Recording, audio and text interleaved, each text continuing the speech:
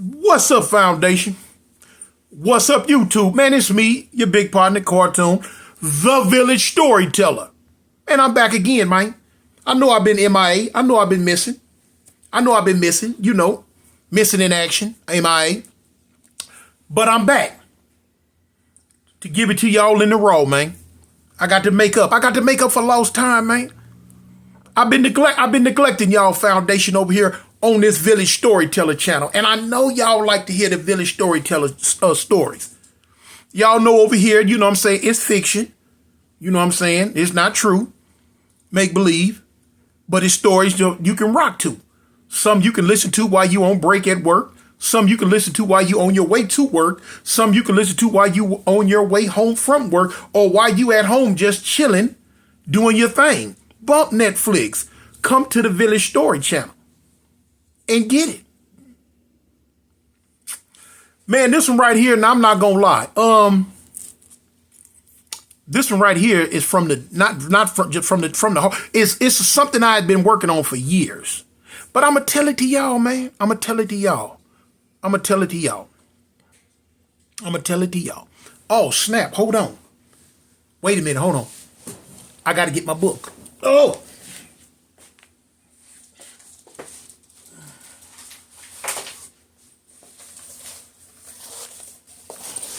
All right. I'm back. Hold on. It was, y'all bear with me now. Don't be mad. But okay. But anyway, yeah. So I'm gonna get straight to it, y'all. Get straight to it. Man, this take place, man, in Los Angeles, man, in South Central. And it's a story, man, that's gonna go a certain type way, man, but it's gonna lead off into some other stuff that y'all probably didn't think it was gonna lead off into. And so I'm gonna need my people with good imagination. You know what I'm saying? I'm gonna need my geeks, my gangster geeks, my gangster nerds. You know what I'm saying? Y'all gonna have to come together on this one, man. Cause this from my gangster nerd mind right here, y'all. You know. But anyway, this take place at a high school. In South Central LA, man. Got 5 main characters, man. You got Jamal, you got Amani, you got Omar, and you got Khadijah, you got Quan, and you got Ramon. Now, heading into the school, we're gonna get straight to the school part. You know what I'm saying? I do not think that this story is gonna end right here. This might be a 3 or 4, not just 2. No, this might be a 3 or 4 part series. And depending on how it go, depending on the feedback, I might make it an ongoing saga, like a soap opera continuance thing. You know what I'm saying? But y'all gonna let me know what the deal is. You know what I'm saying? But anyway, typical day in school, man, high school in LA, you know, people going through what they going through. You got your gang bangers. You got your hustlers, your players. You got your squares. You got people that just there wanting to get by. Anyway, so you got the brother named Jamal. Now Jamal was one of the most known gangbangers at the school. He had a lot of pull and a lot of rank in his set, but now he wasn't up to 17, getting ready to turn 18. But he was a rider for his set. Didn't nobody at the school really mess with him. Most of the school was kind of scared of him because they know he toted that heat, and he was coming from the shoulders at the drop of a dime. You know what I'm saying? And if that wasn't enough, when he came back up to the school, he was coming with his whole set, and they was gonna ride for him because they loved him. Then you got Amani. Amani was a straight up geek. She was a nerd. Pretty girl though, but she didn't care about nothing but her school work, her school books, and her science was her thing. She loved science. She wanted any and everything to do with science, man. And everybody knew that she was just real smart. She had always, from the time she ever went to school till this day, she was 17 too. All of them was getting ready to graduate. She had got nothing but straight A's, A pluses. I believe one time she might have got a regular A, not an A minus, but a regular A, and she cried for 2 days about an A because it wasn't an A plus. That's how smart she was, man. You had Omar. Man, Omar was a dude who went to the school, short, stocky, kind of buff dude. And Omar, he wasn't into sports. He didn't really mess with nobody. He was a loner. You know what I'm saying? He loved dogs. He had a lot of dogs at his house. At school, he didn't mess with nobody, but did nobody mess with him. They just left him alone, because they thought he was crazy because he was just chilling. That was just Omar. That's what he did. Then you had Khadijah. She was a female jock. She excelled in all sports. She was on the girls' softball team. She was on the girls' basketball team. She wanted to play boys' football, but they wouldn't let her. But that was her. She was just a jock. She was strong. She was thick, and just a jock though. She really wasn't into boys and all that old type of stuff. She just wanted to play sports and just and do her thing. I think she was into women. Not sure. Anyway, you had Quan. Quan was something else, man. Quan was the resident dope dealer. At the school, he was all of them 17. At the school, if you wanted some weed or pills or whatever you was looking for, alcohol, Quan had it, man. He went to class, but he wasn't doing no homework. He wasn't paying no attention to what the people was talking about, man. Quan was trying to get through the day so he can get back to the streets and get his slang on, man. But now, like I say, a lot of the kids at the school, they would come and they would buy their weed. They would buy their weed or whatever they was trying to get from Quan. That was just him. He was a real small dude, real wiry and thin, real sneaky like a little mouse, like a little rat. You know what I'm saying? And he would just pop up in places like boom, boom, boom, boom. Man, what's up, Quan? Man, what's up? He used to talk real fast. Man, what's up? What you need? I got it. What you need? You know what I'm saying? He didn't mean no harm to nobody or anything, but that was just Quan. Then you had, last but not least, you had Ramon. At school, they used to call him Big Moan. Man, he was on the football team. Played that football, was a straight up jock himself. At 17, man, Big Moan stood 6'6" and weighed about 340. That was Big Moan, man. But he was a gentle giant until you pissed him off. Now you piss him off, you're going to have to see him because he coming for you. Like a runaway raging bull. That was Ramon, y'all. Wild as, man, what? Leave him alone. But he played that football, man. Now, none of these five were really partners. These five didn't run together. These five all knew each other, though. They knew each other. Now, at the school, they were all doing their own different thing. They would always all do their own different get down. They had homeroom together though. Their homeroom class was together. Let me hit me a sip, y'all. Boom, that's that palm juice. 100% pomegranate juice. Good for you. Good for you, man. Real good for you.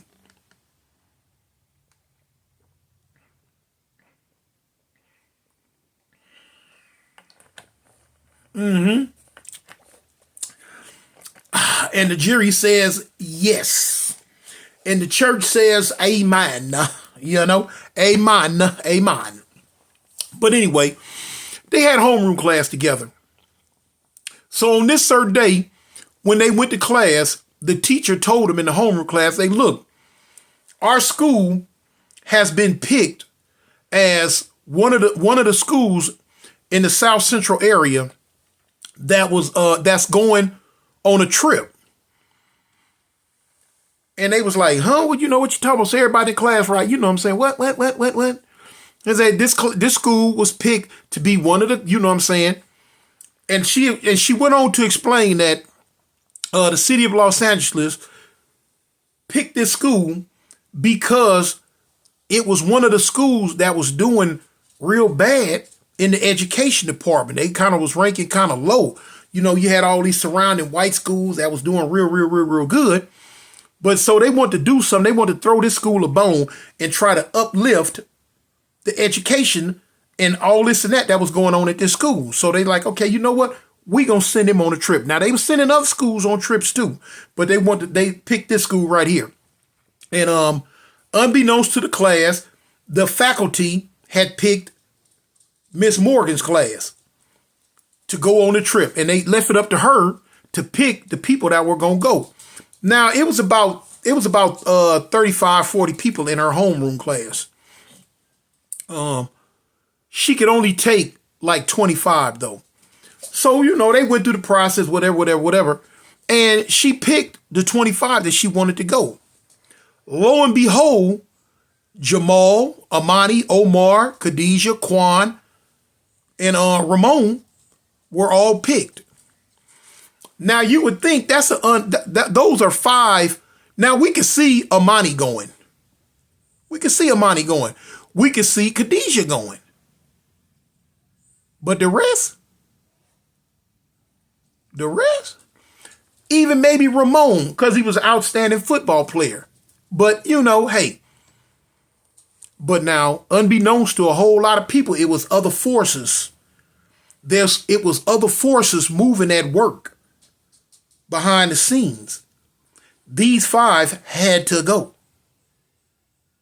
So, after about a week, bang, the teacher put she put it on the bulletin board, the names of everybody that was going on the trip. Now, the trip was to Egypt. Yeah. To a whole nother country. This trip was paid for. Bought and paid for. Room and board, the whole hookup, travel expenses, everything was paid for already. All you had to do was just show up at the school, get on the bus, and everybody head to the airport together. So, you know, a lot of kids was like tripping, like, man, what? Woo, man, Egypt, Cairo, Egypt. You know? So Jamal, him being the type of dude he was, he like, man, I ain't finna go to no Egypt, man, and leave my set like that. Man, they might try to keep us over there, anything. So, you know, other kids that were like, man, no, man, it ain't gonna be like that, man. We going over there, man. We going over there to see King Tut or something, man. We finna go look at the pyramids and run around, you know. So it was another dude that, you know, had a little smart. He was trying to tell him, like, do you know Egypt is a part of Africa? So they was like, huh? Like, yeah, man, we might can learn a whole lot about our ancestors, about our past. So, you know, Jamal was like, man, Egypt ain't in no Africa, man. Africa over there, man, where all them people at going hungry and starving. So the other brother looked at me like, he say, man, you have been bamboozled and hoodwinked. And he explained to him, man, you think that way because that's all you see on TV. That's all you see in the magazines. He say, but them other people, that's why they only put that on TV and in the magazine, because they want us to think that we dirty, we nasty, we stink, we ugly, we hungry, we all sucked up and thin. They want us to think that way about where we come from. He say, but man, it's a whole lot going on in Africa that you don't know about. Got beautiful land, beautiful people, beautiful resources. And he told him, and Egypt is a part of Africa. So Jamal, he say, so you telling me King Tut was an African? He say, exactly. He said, but them other people don't want y'all to know that. They want y'all to think that Egyptians was a whole race apart from what's really going on. He say, if your land is in Africa, you are an African. So they were like, ooh, ooh, ooh, ooh. So that debate went on. So time goes on, and it's coming time for the trip. So Jamal, Amani, Omar, Khadijah, Quan, and Ramon, they ready for their trip. They finna go. They finna go. Y'all want to see my partner? Y'all say hi to Mr. Wiggles, man. Hey, what's up, y'all? That's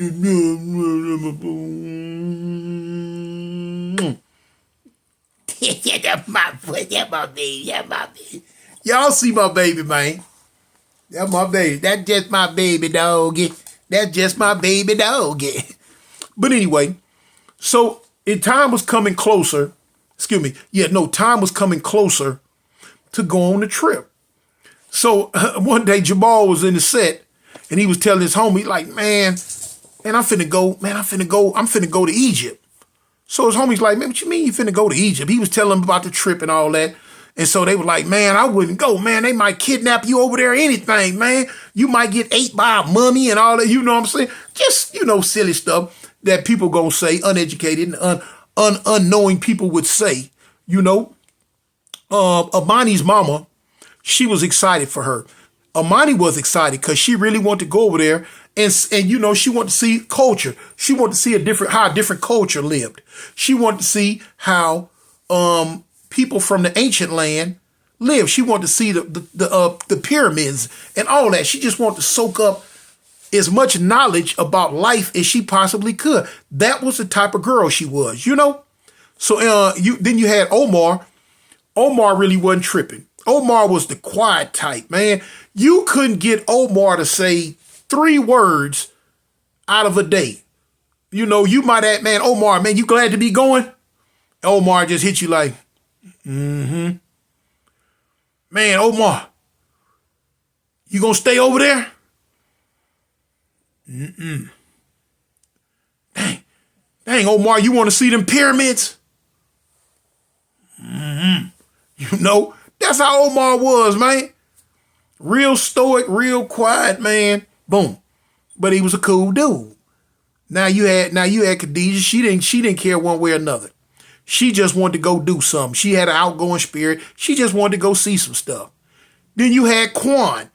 The only thing was going through Quan's mind was if it's something over there he could steal and bring back that he was gonna make some money off of.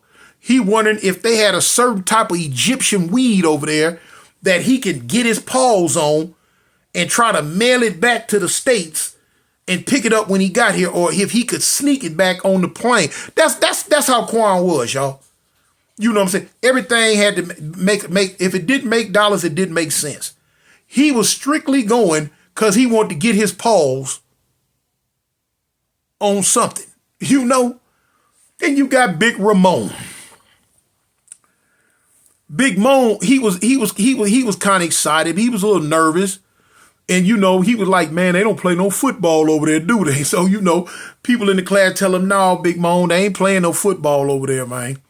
So, they was clowning. They was like, they tried to tell me, Moan, they were going to eat him over there because he was so big.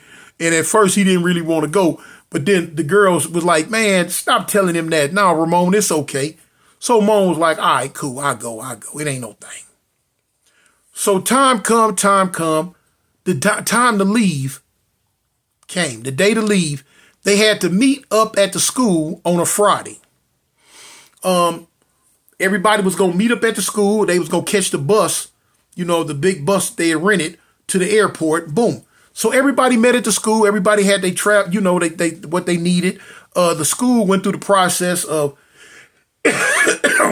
passports and different little things that was needed to make it. They had their little suitcases and all that, and they was on their way, man. Egypt, here we come. You know what I'm saying? That was the theme for the day. Egypt, here we come. They had 2 teachers. They had Miss Morgan, and they had another man teacher that was going as chaperones with them for the whole hookup. They made it to the airport. They made it to LAX. They made it to LAX, and they, boom, they went through the processing, and they went through all that. They end up boarding the plane. They leaving. They in transition. It was a long flight, a lot of hours. Y'all know. I don't know if y'all know how long it take to fly from Los Angeles to Cairo, Egypt, but they was going their way. Yeah. I'm gonna end it right here. That's part 1.